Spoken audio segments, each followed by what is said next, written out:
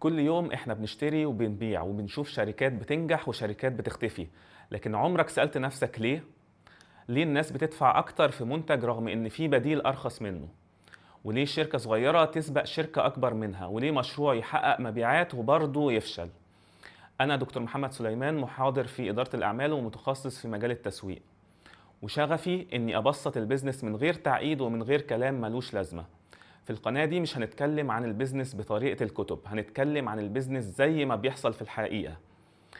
هتفهم ازاي شركات بتفكر وليه العملاء بيشتروا، وازاي تبني مشروع او تطور شغلك بعقلية مختلفة تماما.